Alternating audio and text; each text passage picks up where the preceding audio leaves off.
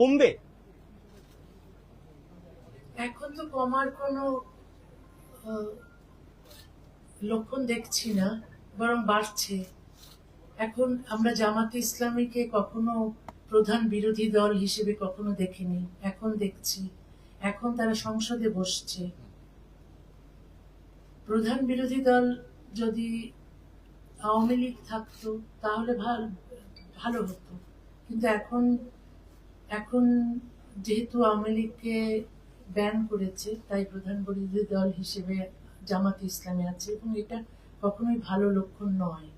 কারণ এই জামাতে ইসলামী নারীর অধিকারের বিরোধী, তারা তারা সংখ্যালঘুদের অধিকারের বিরোধী, তারা তো সভ্যতা চায় না, তারা তো সেই সপ্তম শতাব্দীর আইন চায়।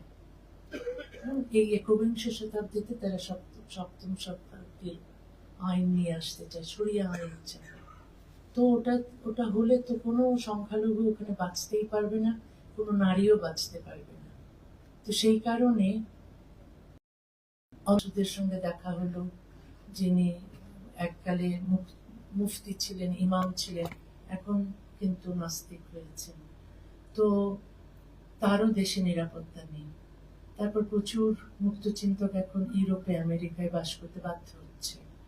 শুধু আমি নই, আমার মতো আরো অনেকেই আছে। এখন আমরা যদি দেশে গিয়ে নিরাপদে থাকতে পারি, তখনই বুঝতে হবে দেশ সভ্য